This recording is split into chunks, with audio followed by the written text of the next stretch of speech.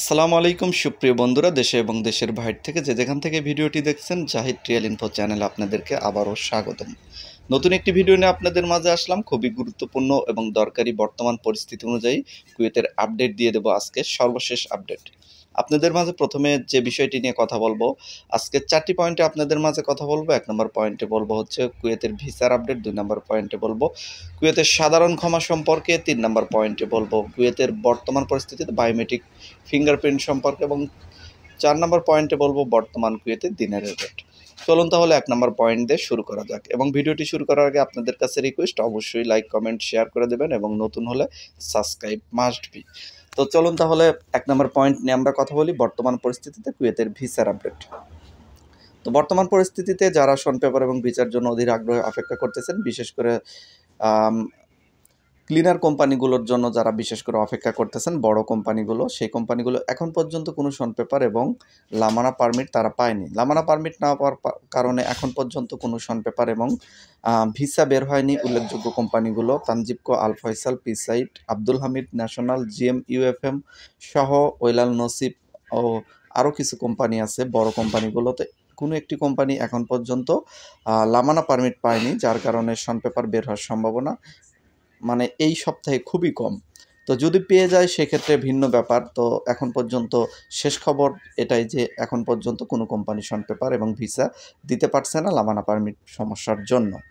তো কালকে এক ভাই হুট করে দেখলাম কমেন্ট করেছেন যে ভাই লামানা পারমিট তো উঠে গেছে, তাহলে ভিসা হতে এত দেরি হচ্ছে কেন? আসলে ভাই এগুলো নিউজ আপনারা কোথা থেকে পান আমি জানি না। কুয়েতে কোনো লামানা পারমিট ওঠানো হয়নি।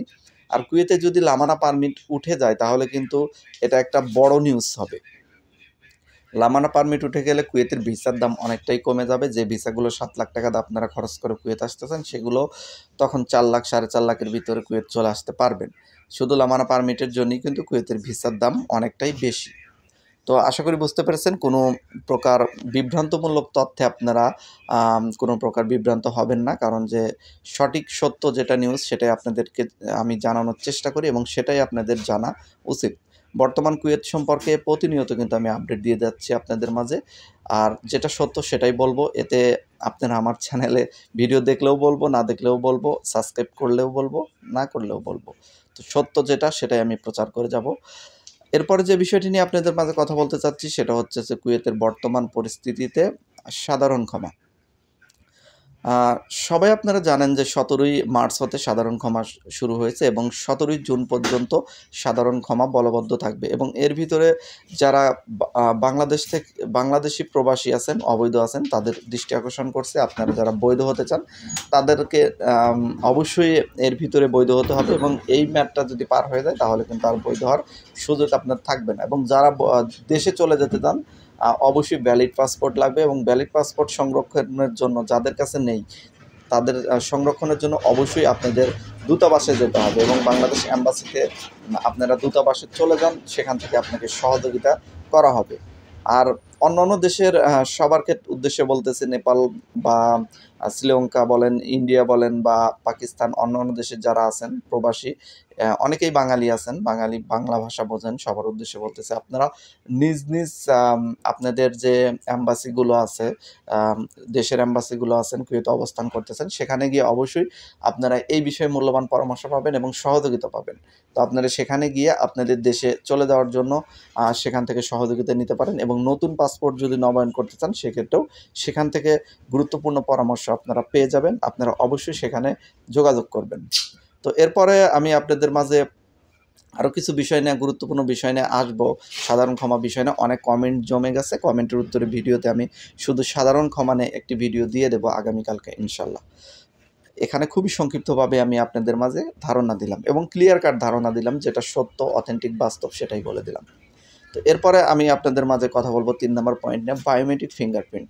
কুয়েত গভর্নমেন্ট থেকে জানানো হয়েছে যে সকল প্রবাসী এবং কুয়েতে যারা নাগরিক সবারই বায়োমেট্রিক ফিঙ্গারপ্রিন্ট আওতায় আসতে হবে, এবং এটার সর্বশেষ তারিখটা দেওয়া হয়েছে জুন মাসের 1 তারিখ। জুন মাসের 1 তারিখের ভিতরে সকল প্রবাসী ভাই ও বোনদের উদ্দেশ্যে বলা হয়েছে যে আপনারা বায়োমেট্রিক ফিঙ্গারপ্রিন্ট আওতায় আসবেন, এবং কুয়েতে যারা অবস্থান করতেছেন সবারই বায়োমেট্রিক ফিঙ্গারপ্রিন্টের আওতায় অবশ্যই আসতে হবে, এবং আপনারা চাইলে অ্যাপয়েন্টমেন্ট করতে পারেন। অ্যাপয়েন্টমেন্ট যদিও পাওয়া যাচ্ছে না, তবে আপনারা চাইলে অ্যাপয়েন্টমেন্টে প্রতিদিন চেক করতে পারেন। প্রতিদিন ১টি, ২টি, ৫টি, ১০টি ঘর খালি হয়। আপনারা চাইলে আপনারা যদি কন্টিনিউ সেখানে চেক করেন পেয়ে যাবেন ইনশাল্লাহ। যদিও আরও সময় আছে, অনেক সময় আছে সামনে, আরও প্রায় ২ মাসের সময় আছে। আপনারা সবাই করতে পারবেন।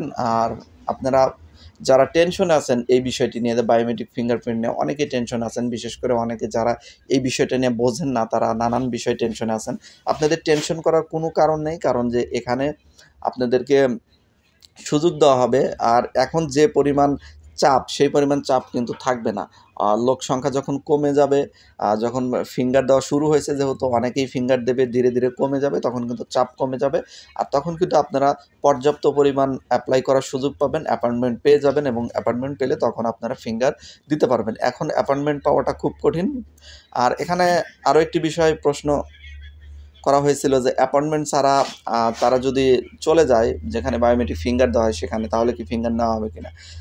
এটা যতদূর সম্ভব আমি জানি, অ্যাপয়েন্টমেন্ট লেটার ছাড়া বর্তমানে বায়োমেট্রিক ফিঙ্গারপ্রিন্ট আপনি দিতে পারবেন না। আপনাকে আগে অ্যাপয়েন্টমেন্ট নিতে হবে, তারপরেই আপনাকে যেতে হবে, কারণ ওখানে অ্যাপয়েন্টমেন্ট ছাড়া আপনি সিরিয়াল পাবেন না। আর ওখানে পর্যাপ্ত লোক সংখ্যা থাকে, যে প্রতিনিয়ত সেখানে ফিঙ্গারপ্রিন্ট নেওয়া হচ্ছে, যার কারণে অ্যাপয়েন্টমেন্ট ছাড়া এখন আপাতত ফিঙ্গার নেওয়া হচ্ছে না।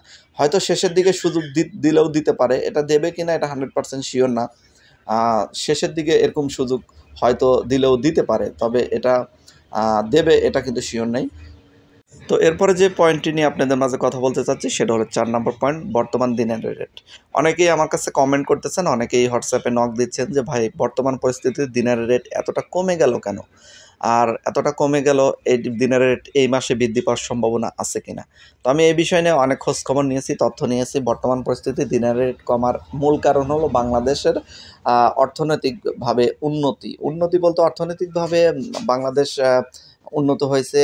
লোন অ্যাপ্লাই করেছিল, লোন পেয়েছে বিশ্ব ব্যাংক থেকে বা অন্য ব্যাংক থেকে বাংলাদেশে লোন ঢুকছে। আর লোন যখন ঢোকে বা যখন বাংলাদেশের টাকা বেশি দেখাতে পারবে, যখন রিজার্ভ বেশি থাকে, তখন কিন্তু সাধারণত যে কোনো টাকার মানই কমে যাবে, বাংলাদেশের টাকার মান বৃদ্ধি পাবে। এখন বাংলাদেশের রিজার্ভ একটু বেড়েছে লোন পাওয়ার কারণে, এবং এই জন্যই টাকার মানটা কমে গেছে। শুধু দিনারের মান না, ডলারের মান কমছে, তারপর রিয়ালের মান কমছে, সকল টাকার মানই কিন্তু বাংলাদেশের টাকার কাছে কমে গেছে, কারণ বাংলাদেশের রিজার্ভ আগের তুলনায় বৃদ্ধি পেয়েছে। আর রিজার্ভ বৃদ্ধি পাওয়ার কারণ হচ্ছে লোন। বিদেশের লোন অ্যাপ্লাই করেছিল বাংলাদেশ সরকার, সেই লোনগুলো পাস হয়ে গেছে এবং লোন আসা শুরু হয়ে গেছে, যার কারণে কিন্তু টাকার মানটা কমে গেছে। আবারও টাকার মান বৃদ্ধি পাবে, তবে সময় লাগবে, হয়তো খুব দ্রুত গতিতে টাকার মান বৃদ্ধি পাবে না, কারণ যে এই লোন যতদিন বাংলাদেশের রিজার্ভে আছে, সেখান থেকে যতদিন রিজার্ভ না কমতেছে ততদিন কিন্তু টাকার মান তেমন একটা বৃদ্ধি পাবে না, এবং সেটা অবশ্যই কমবে, কারণ যখন এটা একটা সরকার যখন লোন নেয় তখন রিজার্ভ বৃদ্ধি পায়, এবং যখন লোনের কিস্তি শোধ করা লাগে তখন কিন্তু অন্য ধরনের আরও রিজার্ভ কমে যায়। আর তখন রিজার্ভ কমলেই কিন্তু আপনারা অবশ্যই টাকার মানটা বৃদ্ধি পাওয়া শুরু হয়ে যাবে, এবং আমি আপনাদেরকে জানিয়ে দেবো যখন টাকার মানটা বৃদ্ধি পায়। আশা করি বুঝতে পেরেছেন, সকল বিষয় ক্লিয়ারভাবে আপনাদের মাঝে বলে দিয়েছি। তো প্রিয় বন্ধুরা, এখানেই ভিডিওটি শেষ করতেছি। সবাই ভালো থাকবেন, এবং যার যে কোনো বিষয় জানার থাকলে অবশ্যই কমেন্ট সেকশনে কমেন্ট করতে ভুলবেন না, কমেন্ট করে যাবেন, আমি আপনাদের সময় করে উত্তর দিয়ে দেবো। তো সবাই ভালো থাকবেন, আল্লাহ হাফিজ।